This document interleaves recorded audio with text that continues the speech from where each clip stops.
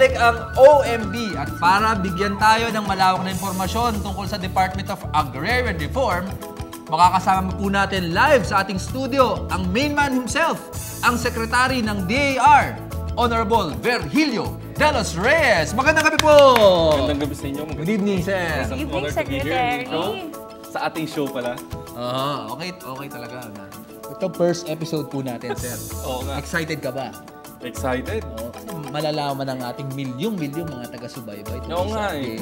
Matanong ko muna kayong dalawa sa host itong show natin. Ano ba pagkakaintindi nyo sa DAR? Ikaw pa nagtanong. Yan nga eh, papa-explain namin sa inyo. Ano po ba ang Agrarian Reform, Secretary? Yan. Alam niyo yung Agrarian Reform according dito sa pamphlet ko ito yung redistribution ng mga lupa mula sa mga, in a nutshell, yung mga mayayaman, yung mga lupa nila kukunin natin, ibibigay sa mga mahihirap, pero with proper compensation. Hindi naman basta lang kukunin yung lupa. So, kuha sa mayaman, bigay sa mahirap, parang como Robin Hood ang datingan. Oo, pero babayaran natin sila. Okay. Secretary, sigurado very busy kayo. Thank you po sa pagpunta nyo ngayon dito sa amin sa OMB. Oo nga, salamat. So ako bilang kabataan, kapag naisip ko yung land reform, naisip ko lang land redistribution, yung pamimigay ng lupa sa mga mahirap. Pero bukod dito, ano pa po ba ang ibang programa ng DAR? Well, kasama doon sa program ng DAR, hindi lang kasi yung mismong pagbibigay ng lupa may mga suportang kasama yan. Katulad nung pag binigyan mo ng lupa, hindi mo pwedeng basta nalang iwan yung binigyan mo.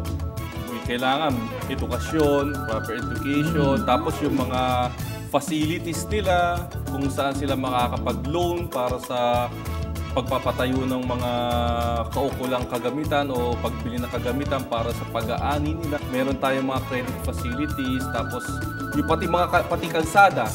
Gagawan din natin ng mga kalsada yan para yung mga produce nila from the farm straight sa market. Ayun! Nabanggit nyo yung suporta, no?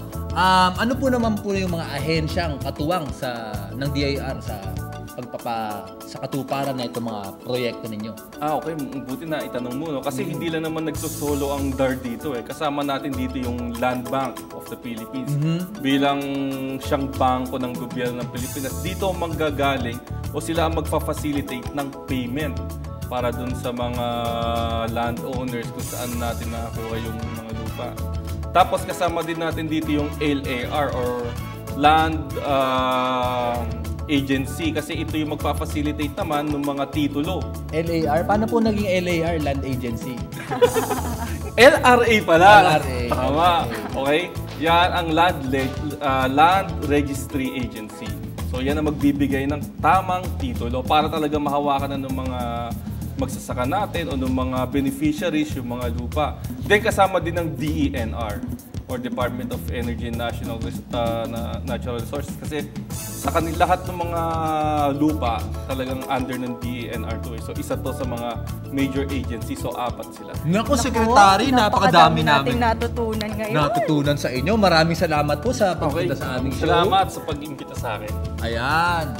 Grabe, no? Ganun pala yun, ano? May suporta at nagbibigay pa sila ng mga binhi para sa mga itatanim nila. Ay, nako. Iba talaga ang DAR. Secretary, maraming salamat po.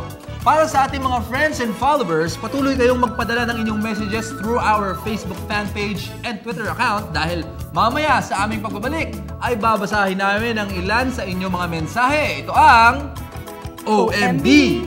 Oh My Bukid!